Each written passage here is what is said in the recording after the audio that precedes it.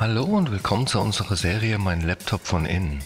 Hier möchte ich euch in einem schnellen Überblick zeigen, wie ihr den Akku tauscht und wie ihr an die wichtigsten Komponenten herankommt, wie SSD, RAM, Lüfter.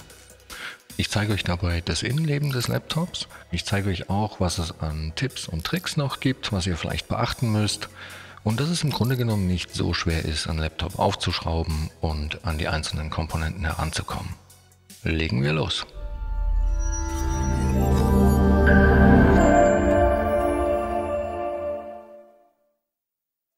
So, wir haben hier ein Lenovo ThinkPad und zwar ein E15 Gen 2 und ich zeige euch auch gleich, wo ihr die genaue Modellnummer finden könnt. Aber zuallererst stellen wir mal sicher, dass das Laptop nicht mehr mit dem Ladekabel verbunden ist. Die Modellbezeichnung steht bei diesem Gerät auf der Rückseite und zwar links unten. Und mit dieser Nummer findet ihr super einfach alle Ersatzteile speziell für dieses Gerät bei uns im Shop. Allgemein kann man zu dem Gerät noch sagen, dass ein Displaytausch relativ einfach ist.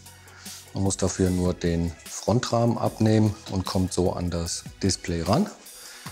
Die Tastatur kommt zusammen mit dem Topcase. Das Touchpad kann man jedoch einzeln tauschen. Um das Laptop jetzt zu öffnen, muss man zuallererst alle Schrauben lösen. Ich blende euch die auch im Bild ein. Und hier ist es so, dass die Schrauben nicht komplett rauskommen, sondern nur gelockert werden. Das heißt, die bleiben im Gehäuse und müssen eben nur gelöst werden. Zum Öffnen habe ich hier ein Universalwerkzeugset benutzt. Das ist echt super praktisch. Das sind nämlich alle Aufsätze und auch Schrauben, die man so gebrauchen könnte, mit dabei.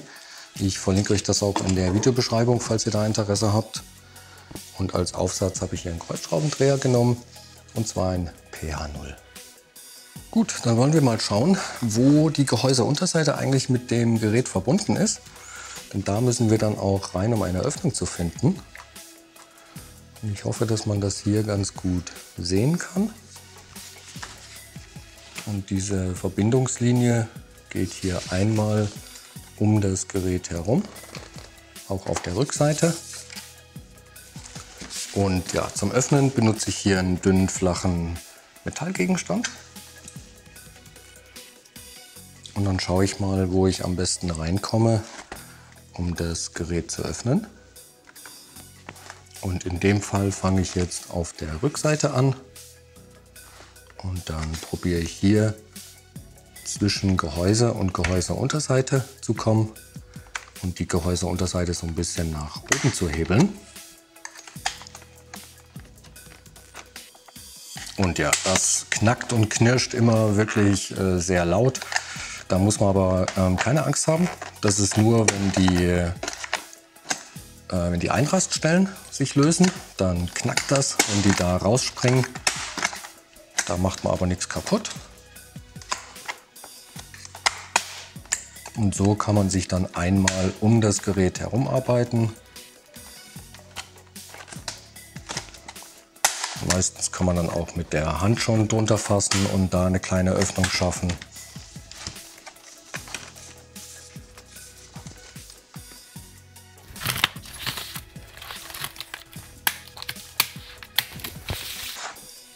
Kann man das eben meistens hier auch mit ein bisschen Wippen, hin und her wackeln, einfach abziehen. Ich zeige euch die jetzt auch mal von innen. Und so sieht dann das Gerät von innen aus. Gut, bevor wir jetzt aber irgendetwas weiteres machen, stellen wir auf jeden Fall mal sicher, dass das Gerät nicht mehr mit dem Akku verbunden ist und auch keinen Strom bekommt. Und den Akku sehen wir hier. Und da läuft das Kabel und der Stecker zum Mainboard. Und den kann man einfach nach hinten hin rausziehen. Der hat hier auch so eine kleine Schlaufe dran, an der man ziehen kann. Und dann ist das ganz schnell getrennt. Gut, was können wir hier noch sehen? Wir sehen hier eine Abdeckung, unter der der RAM ist. Wir sehen hier eine SSD, das ist eine verkürzte SSD. Wir sehen hier drüben noch Platz für eine lange SSD.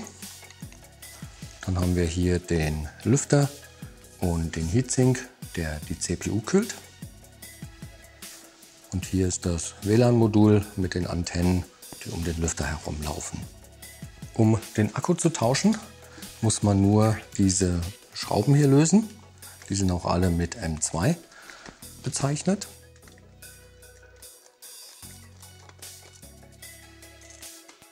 Und dann kann man den Akku einfach nach oben aus dem Gerät nehmen. Der ist an der unteren Seite einfach nur hier eingeschoben. Ja, und kann den dann eben auch tauschen. Unter dem Akku sehen wir hier das Touchpad. Das lässt sich auch einzeln tauschen und das geht quasi einfach nach unten hindurch, oder wenn man auf die Tastatur schaut, fällt das dann einfach durch. Und dazu muss man diese Schrauben hier lösen. Einmal die beiden und einmal die beiden. Und man muss das Kabel trennen, das das Touchpad mit dem Mainboard verbindet. Und das ist hier mit einem Kippschalter verbunden, also nicht einfach dran ziehen. Den klappt man zuerst nach oben. Und dann gibt er das Kabel frei. Das kann man dann einfach rausziehen. Und beim Wiederverbinden, ja, da kann man oder sollte man einfach nur darauf achten, dass das Kabel wieder richtig drin steckt. Es gibt ja auch so eine kleine Linie, die das anzeigt. Bis dahin kommt das Kabel wieder rein. Das kann manchmal ein bisschen fummelig sein, aber ohne Kamera vor der Nase geht das deutlich besser. Dann klappt man den wieder um. Ja, und hat das. So, um den RAM zu tauschen, muss man diese Hülle hier abmachen. Und die ist hier drüben nochmal zusätzlich verschraubt. Aber ansonsten kann man die einfach nach oben hin abziehen. Entweder mit den Fingernägeln oder falls das mal irgendwie nicht so gut geht, kann man sich auch eine kleine Hilfe nehmen. Da einfach nur schauen, dass man mit dem Metall nicht auf die Platine kommt, sondern eine Stelle nimmt, wo da frei ist. Dann kann man das einfach abziehen. Und den RAM selber, dafür muss man nur die beiden Klammern an der Seite ein bisschen nach außen ziehen. Dann kommt der einem quasi schon entgegen und man kann den einfach rausnehmen. Ja, und genau so kommt er dann auch wieder rein und wird nach unten gedrückt, bis die beiden Klammern wieder einrasten. Die Abdeckung, die wird hier von so kleinen Clips gehalten. Genau da muss man die einfach bloß wieder von oben drauf stecken. Dann wieder verschrauben und fertig. So, die SSD, die jetzt hier verbaut ist, ist hier drüben. Das ist wie gesagt eine kurze SSD und hier auf dieser Seite passt auch nur eine kurze SSD rein. Aber wie gesagt, hier wäre auch noch Platz für eine lange SSD. Die wird hier hinten verschraubt und da zeige ich euch ganz schnell, wie einfach das geht. Dazu löst man nämlich nur die Schraube. Und dann kann man die SSD ein bisschen nach oben hebeln und aus dem Slot ziehen. Die klebt manchmal ein bisschen auf diesem Kühlstreifen hier. Und genau so kommt die dann wieder rein oder gegebenenfalls eben hier drüben. Ich kann es zum Anschlag nach unten drücken und wieder verschrauben. Also super einfach. Den Lüfter kann man bei diesem Gerät auch einzeln tauschen. Und hier ist es so, der wird von diesen Schrauben hier gehalten. Und es laufen auch Kabel um den Lüfter herum, die man aus der Führung herausfädeln muss. Und das Lüfterkabel selber muss man natürlich auch trennen. Das läuft hier hin. Und das kann man trennen, indem man einfach an der Seite direkt am Stecker das einfach ein bisschen nach hinten zieht. Also quasi in diese Richtung. Genau. Und das Kabel hier funktioniert genau wie beim Touchpad. Das ist ein Kippschalter. Klappt man ein bisschen nach oben. Und dann kann man das hier einfach rausziehen. Und so ein bisschen aus der Führung fädeln und da aus dem Weg nehmen. Genau so. Und die Kabel vom WLAN, da würde ich jetzt in dem Fall, das sind nur Druckknöpfe. Wenn einem hier mal aus Versehen eins abspringt, ist das nicht schlimm. Man kann die einfach wieder draufstecken. Man kann sich aber auch man kann es sich leichter machen, indem man das abklebt. Und das werde ich jetzt in dem Fall auch machen. Entweder ein bisschen Isolierband oder ich habe jetzt hier Panzertape. Und dann klebe ich mir das hier drauf.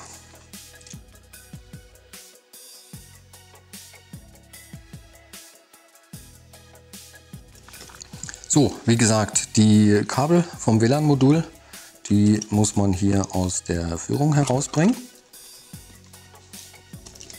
Und ich zeige das jetzt auch mal nur exemplarisch, weil das ist nämlich hier hinten mit dem Heatsink, ja, also er ist draufgeklebt. Man kann das einfach abziehen, das ist kein Problem, und danach auch wieder draufkleben. Ich würde das jetzt nur eben gerne so lassen, um das nicht, ja, ich sag mal, man beschädigt da nichts, aber genau. Und man kann den Lüfter am Ende dann einfach, man sieht das hier ganz gut, aus dem Gerät nehmen und tauschen. Und dann wird er, wie gesagt, hier hinten wieder verklebt und der kommt dann einfach wieder auf die Gewinde drauf. Und dann muss man eben nur die Kabel wieder in die Führung einfädeln. Das ist halt immer ganz wichtig, dass die da nicht brechen.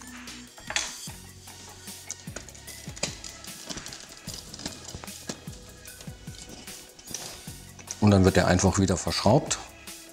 Und bei dem Lüfterkabel ist es so, falls man da jetzt mal nicht weiß, wie rum das reingehört, je nachdem wie der neue Lüfter geliefert wird, wie rum das ist, die Kontakte, die man auf einer Seite hier ganz gut sehen kann, die zeigen auf jeden Fall nach oben, wenn man den Stecker wieder verbindet. Genau, und dann wie gesagt, die Kabel werden wieder eingefädelt. Und ganz, ganz wichtig am Ende natürlich nicht vergessen, auch das Lüfterkabel selber wieder zu verbinden. Da einfach schauen, dass der richtig drin steckt, bis ganz zum Anschlag. Und auch das Kabel muss natürlich auch wieder verbunden werden. Genau so, bis es richtig drin steckt. Sieht man sehr gut an der Linie. Dann wieder zuklappen. Und ja, also alles in allem geht das doch ziemlich einfach. So, den Akku legt man einfach mit diesen kleinen Ausbuchtungen, die schiebt man einfach wieder hier drunter und legt den nach unten auf die Gewinde. Der sitzt direkt passgenau, da passiert also gar nichts. Dann kann man den wieder verschrauben. Und auch hier natürlich das Allerwichtigste ist, dass man nicht vergisst, das Akkukabel wieder zu verbinden. Auch da einfach bis ganz zum Anschlag wieder rein. So sieht das dann aus, damit das Laptop am Ende auch wieder arbeitet. Die Gehäuseunterseite legt man jetzt einfach wieder auf das Gerät und drückt sie fest nach unten, auch in der Mitte. Da sind überall Einraststellen und da kann man ruhig fest alles zudrücken. Ich gehe dann am Ende auch immer noch einmal um das Gerät herum und schaue, dass nirgendwo mehr eine Öffnung oder Lücke zu sehen ist.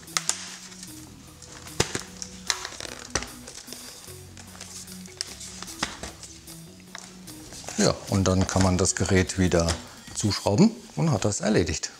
So, ich hoffe, das Video hat euch weitergeholfen.